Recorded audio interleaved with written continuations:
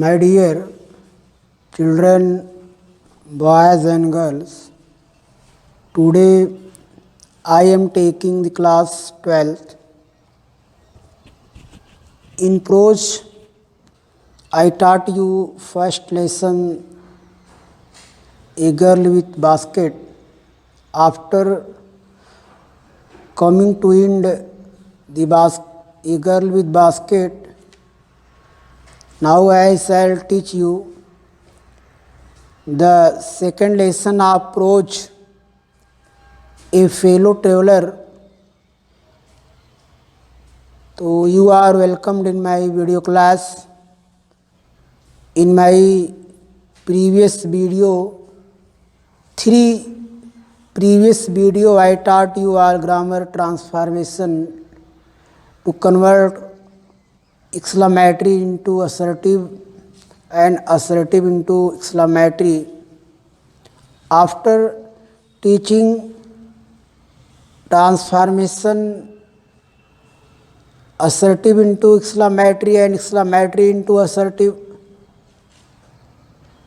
we shall teach you again lesson 2 of the prose, a fellow traveler. Today I shall tell you summary of the lesson, a fellow traveler, which is written by A.G. Gardiner. This lesson, a fellow traveler, is a autobiography of the writer on when writer was traveling in a local train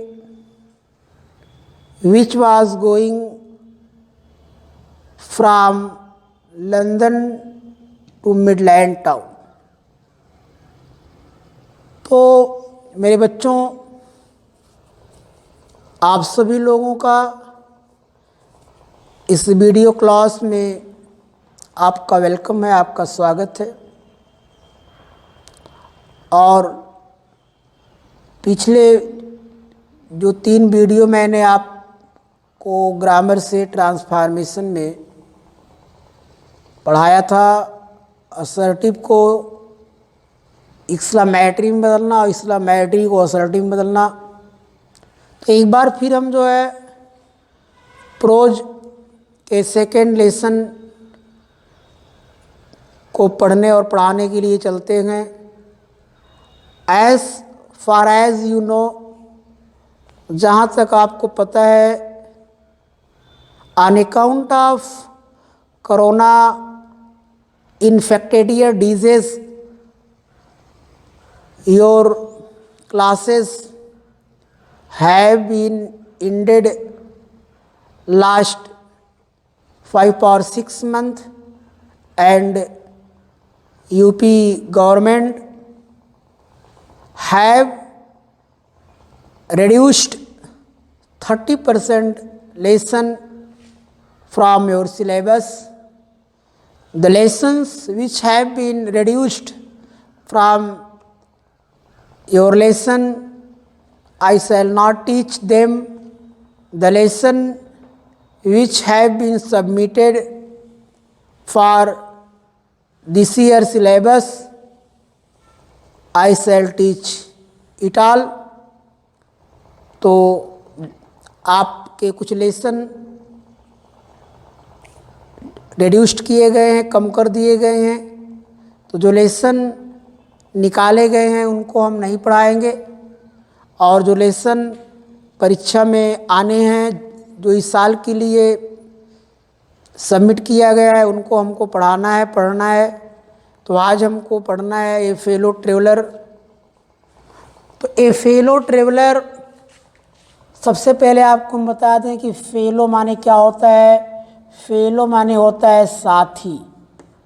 fellow माने क्या होता है बच्चों? साथी।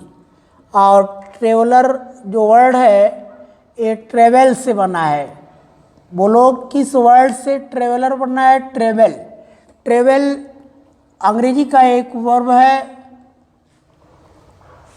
Which means यात्रा करना होता है। ट्रेवल माने यात्रा करना होता है।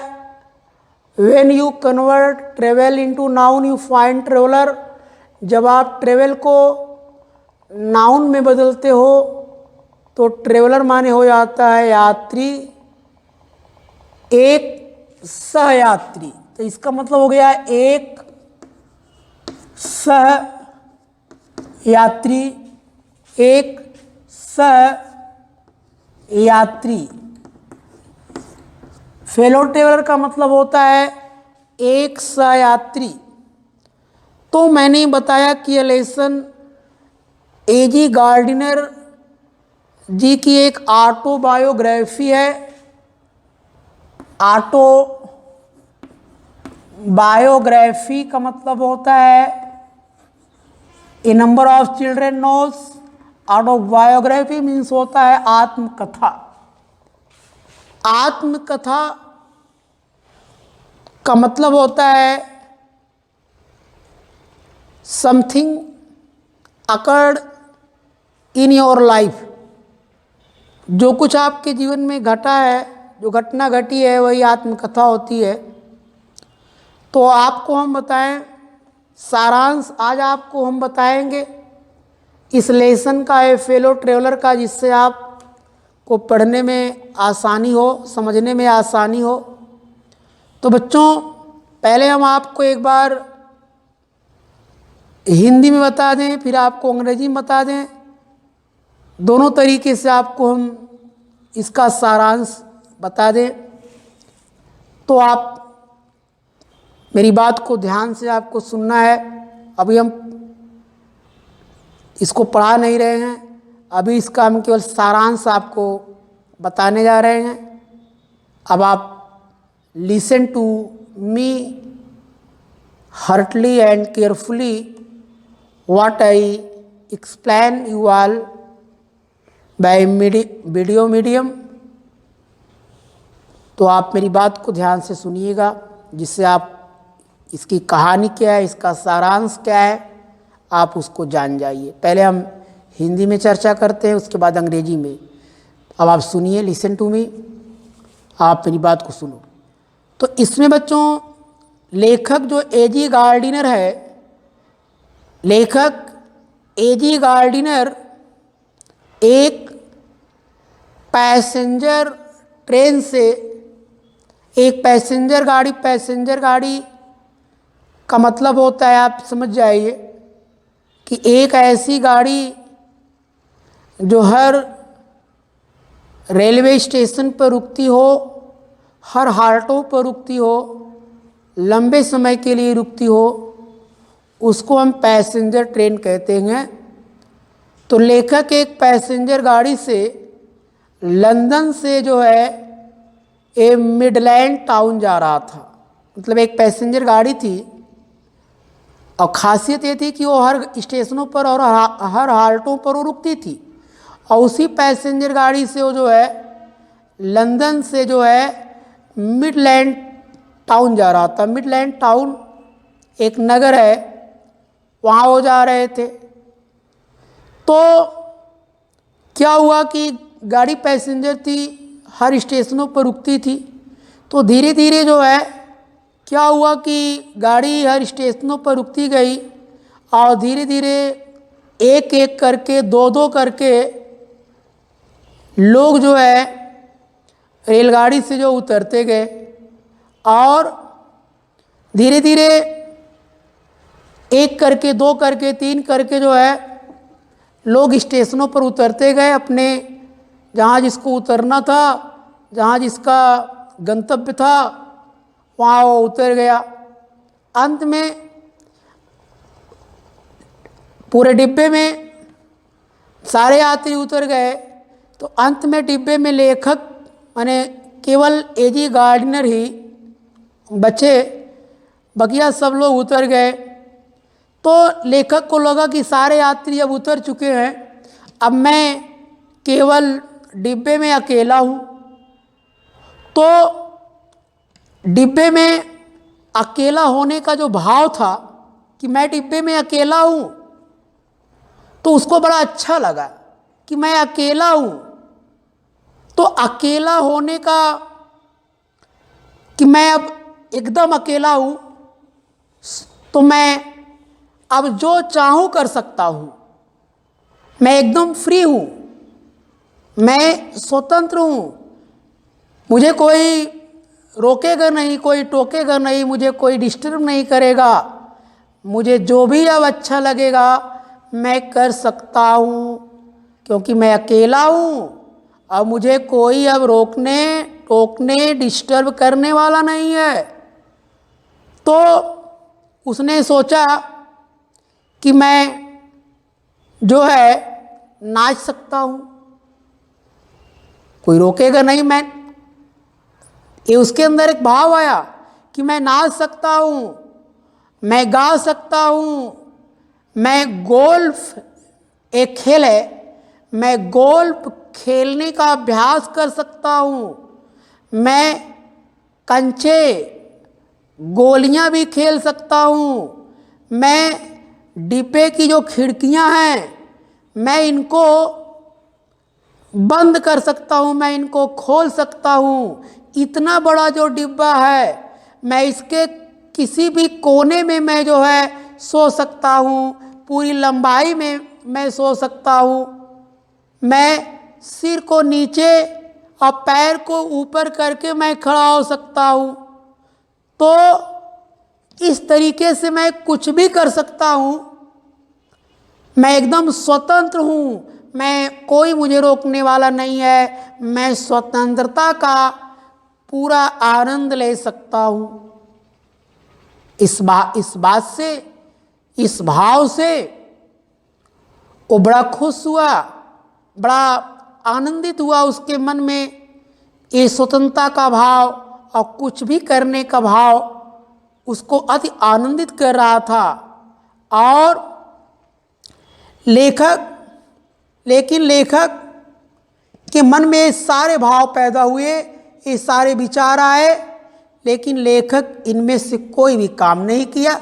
ना तो गाया अकेला होने पर, ना तो नाचा, ना तो डिब्बे के हर कोने में सोया, ना तो पूरी लंबाई में सोया, ना तो डिब्बे के खिड़कियों को खोला और ना ही बंद किया, यानी कोई काम नहीं किया हो।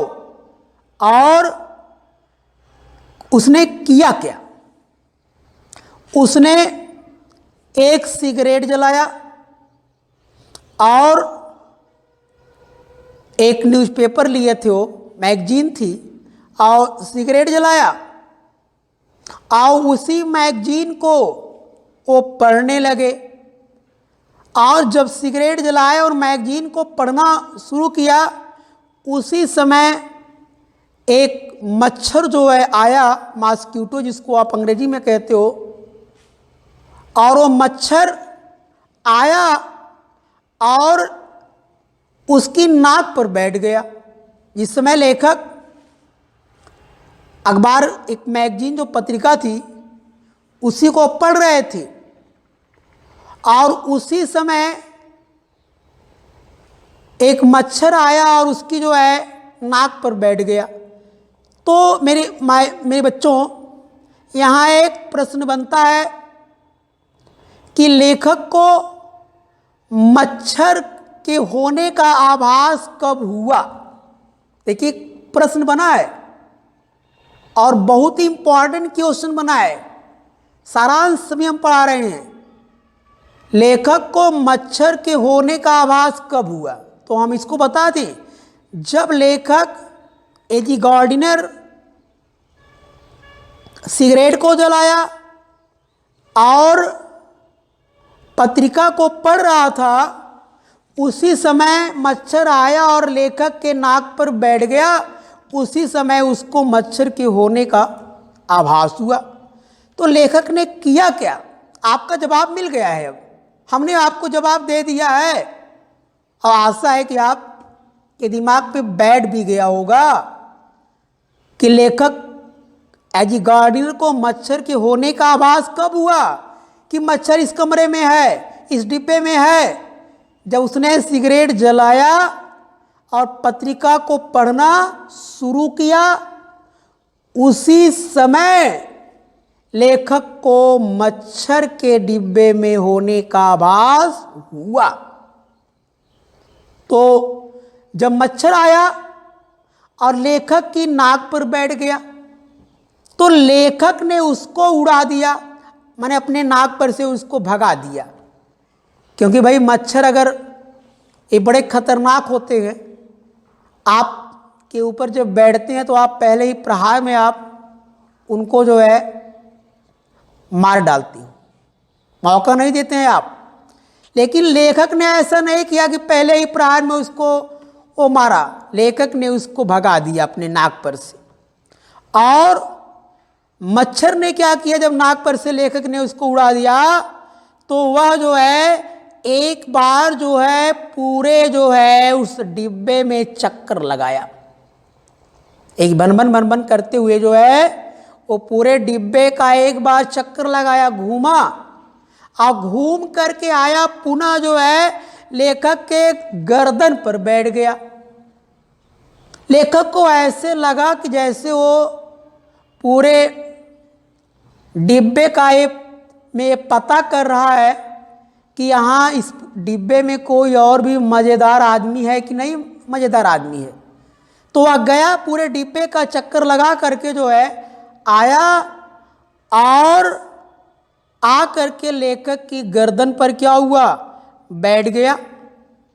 और जब वो गर्दन पर बैठा तो लेखक ने फिर क्या किया कि फिर उसको अपने गर्दन पर से उड़ा दिया, भगा दिया। किंतु फिर मच्छर ने क्या किया, फिर हो गया जो उसके डिब्बे में जो लाइट जल रहे थे वो लाइट के चारों तरफ पर उड़ा और उड़ते उड़ते आया और फिर जो है लेखक के जो है हाथ के पीछे बैठ गया। तो अब यहाँ पे एक प्रश्न बनता है बच्चों कि लेखक के ऊपर जो है मच्छर सबसे पहले कहाँ बैठा था, यानी हाथ के पीछे, गर्दन पर कि नाक पर? नाक पर बैठा था भाई, बहुत बढ़िया उत्तर, एक्सीलेंट आंसर, नाक पर बैठा था वो। और दूसरी बार जो है वो गर्दन पर बैठा था और तीसरी बार जो है वो हाथ के पीछे बैठा था। तो अब लेखक को जो है मच्छर के ऊपर बड़ा गुस्सा आ गया। भाई हम हैं और आप हैं, अगर मच्छर एक पहली बार ही अगर हमारे शरीर में रात को या दिन को जब अपना स्टिंगिंग सेल चुभोता है ना, तो इतना गुस्सा लगता है कि पहले ही झटके में उसको हम जो है मार डालते हैं। लेकिन लेखक ने नहीं मारा, 2-3 बार नहीं उसको मारा, लेकिन जब तीसरी बार उसको डिस्टर्ब किया तो उसको गुस्सा आ गया और उसने मच्छर को जो है मार डालने की जो है, जान से मारने की जो है घोषणा कर दिया और कहा कि तुम जो है, कहा कि एक तुमको जो है मैं मृत्यु की सजा दूंगा। क्यों? क्योंकि तुम्हारे खिलाफ एक नहीं, तुम्हारे खिलाफ बहुत सारे अपराध हैं। जैसे कौन कौन से तुम अपराध किए हो, इसलिए मेरी अंतरात्मा अब तुमको मौत की सजा सुनाती है, सेंटेंस टू डेथ। अब तुमको मौत की सजा सुनाती है, क्योंकि एक नहीं अनेक तुम्हारे खिलाफ क्राइम है, अपराध हैं।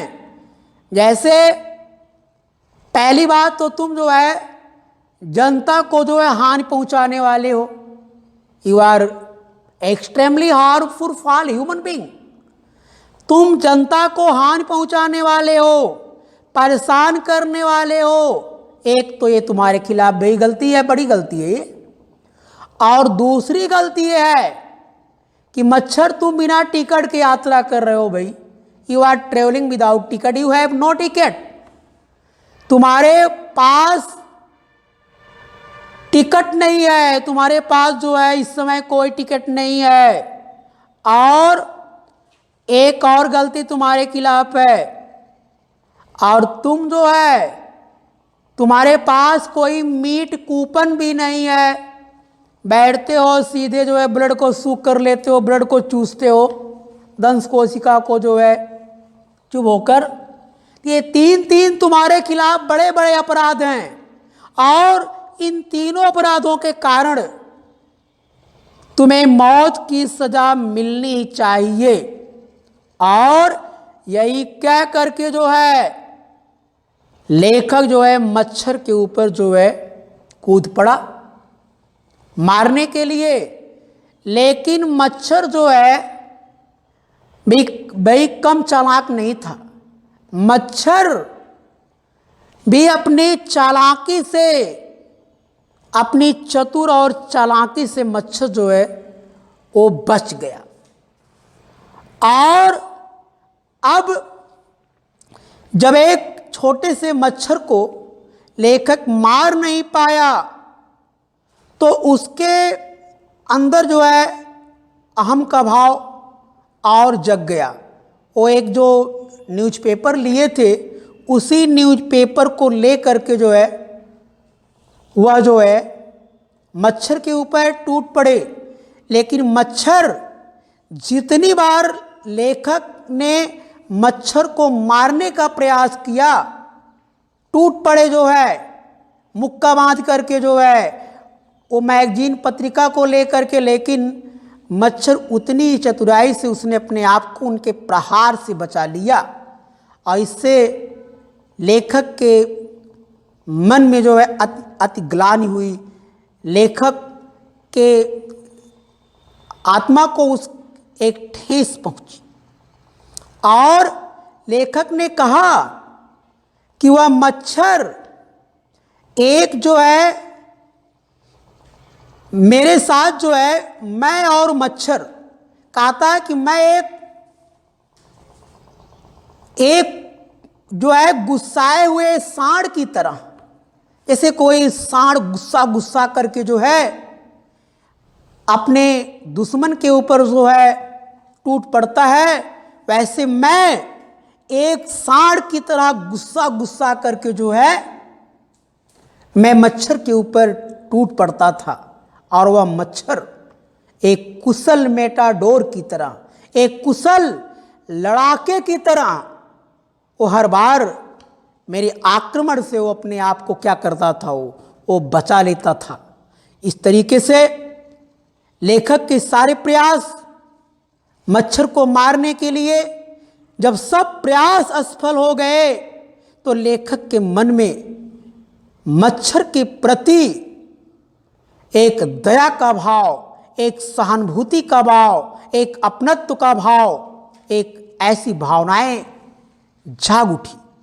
और वह उस छोटे से प्राणी मच्छर के पक्ष में वह उसके अंदर भावना आई, और उसने कहा कि उसके अंदर ये भाव आए कि हमको जो है अगर कोई तुच्छ प्राणी है, और हम बड़े प्राणी हैं, हम विशाल प्राणी हैं, तो हमें कभी भी जो है अपने बड़े होने पर, अपने विशाल होने पर कभी हमें घमंड नहीं करना चाहिए। हमें छोटे से छोटे प्राणी के प्रति हमारे अंदर दया और सहानुभूति का भाव होना चाहिए। और उसने मच्छर को क्षमा कर दिया और आराम से अपने सीट पर आकर जो है वो बैठ गया। और जब अपने आराम से अपने सीट पर आके बैठ गया और अपनी पत्रिका को पुनः पढ़ना शुरू किया, तो एक बार फिर मच्छर आकर के उसके पत्रिका के बीचों बीच में आकर के बैठ गया। अब लेखक कहता है कि अब मैं उस मच्छर को बड़ी आसानी से मार सकता था, और चाहता तो पत्रिका के दोनों पृष्ठों को अगर मैं एक झटके में अगर सडन मैं क्लोज करता, तो शायद वह मच्छर दब करके जो है वहाँ उसी दोनों पत्रिकाओं के बीच में, पत्रिकाओं के दोनों पृष्ठों के बीच में वो एक सैंडविच हो जाता हो, वहाँ वो एकदम सॉस, एक चटनी और लुगदी बन जाता। लेकिन मैं भी एक इंसान था। एक बार जब मैंने ठान लिया कि अब मैं नहीं मारूंगा तो मैं नहीं मारूंगा, मैं कोई स्वार्थी व्यक्ति नहीं था। जब मैंने मच्छर के मृत्युदंड को टाल दिया तो अब मैं मच्छर को नहीं मारूंगा। और चाहता तो लेखक मच्छर को बड़े आसानी से क्या कर देता, मार देता। और लेखक के मन में एक दार्शनिक की तरह जो उसके अंदर भाव पैदा हुए, इस मानव जो जीवन की यात्रा के बारे में उसके मन में ये भाव आया कि हम कहाँ से आए हैं, हमारी जीवन यात्रा कहाँ पर शुरू होगी, हम इसके बाद कहाँ पर जाएंगे, कहाँ से आए हैं, हम कौन हैं, कहाँ जाएंगे। तो ये सारी philosophing thoughts created in the mind of A G Gardiner, ये सारी दार्शनिकता के भाव कि हम कौन हैं, कौन हैं हम, कहाँ से आए हैं, मरने के बाद हम कहाँ पर जाएंगे, हमारी ये जीवन यात्रा कहाँ खत्म होगी। ऐसी फिलॉसफिंग थॉट, ऐसी दार्शनिकता के विचार क्रिएटेड, उत्पन्न हो गए in the mind of A G Gardiner, लेखक के मन में। और वह इन्हीं विचारों में, भाव में वो खोया हुआ था। और धीरे धीरे जो है रेलगाड़ी स्टेशन पर आ गई थी। और जब स्टेशन पर गाड़ी आई और थोड़ा सा रुकी तो बाहर से एक कूली ने पुकारा कि स्टेशन आ चुका है और अब आपको जो है यहीं पर उतरना है। लेखक डिब्बे से बाहर आया और जब वो बाहर आया तो देखा कि मच्छर जो है डिब्बे के जो है लाइट की तरफ जो है वो फड़फड़ा रहा था। तो in this way I introduced you all this lesson into English. Now I shall explain the summary of this lesson into English. Now you listen to me carefully. मेरे बच्चों, इस तरीके से मैंने इस लेसन का सारांश आपको इंग्लिश में बताया, हिंदी में बताया, sorry.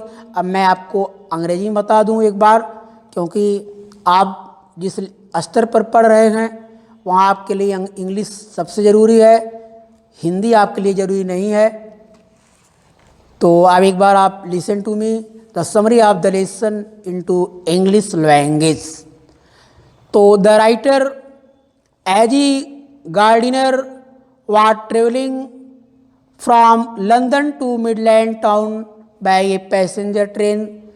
The passenger train stopped at all the railway stations and all the halts. The traveler of the train got down gradually at every stations. At last, when all the passengers got down on their destination, writer as a gardener left alone in his compartment. The author enjoyed, thought the idea of being alone in the compartment. He wanted to enjoy the of being alone. He thought that he was quite alone in the compartment. He is completely free to do what he like. He can talk to himself, he can sing, he can dance, he can practice golf, and he can play marbles. He can open and shut both windows of the compartment, he can lie any corner of the compartment, he can stand on head in the compartment, but rider A.G. Gardiner did not do any of things. Writer lit a cigarette and sat down and began to read his magazine. When writer was reading his magazine deeply, a mosquito came and sat first time on the nose of the writer. Writer flew mosquito from the nose. Mosquito visited every corner of the compartment, and it seemed that he was investigating the whole compartment, and after investigating the whole compartment, mosquito came and sit on the nose of the writer. When mosquito sat on the nose of the writer, writer A.G. Gardiner flew it again from his nose, and mosquito came and again sat on the neck of the writer. Once again writer flew from his neck, and writer began to read his magazine again. Just then mosquito came and sat on his nose. Writer flicked it off. It went round the every corner of the compartment and came and sat on the back of the hand.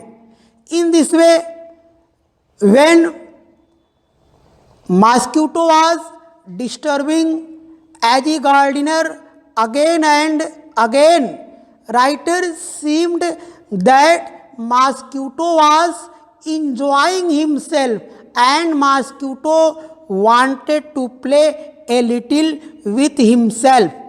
In this way, mosquito was disturbing him, and writer tried to kill mosquito, and writer called mosquito a vagabond, public nuisance, and traveling without ticket, and mosquito had no any kind of meat coupon, and all kind of his attack was fail.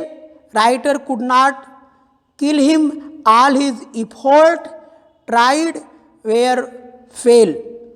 In this way, when writer could not kill mosquito, a kind of sympathy and mercy created in the heart of writer.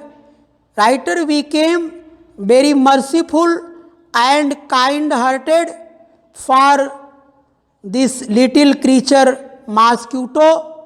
He thought that we should love every smallest creature of the land, and writer pardoned the mosquito and sat on his seat. Writer became very much friendly to the mosquito. Writer called mosquito his fellow traveler and began to think like a philosopher. And in this way, the train was moving, and train came at a railway station, and the train was becoming slow, and a coolie called out, and hearing his voice, writer stood up and went out from his compartment, and when he left compartment, he saw that mosquito was fluttering round the lighting lamp in the compartment. So in this way, I summarized this lesson into English and into Hindi both way. Next day, in next video, I shall teach you this lesson in explained way.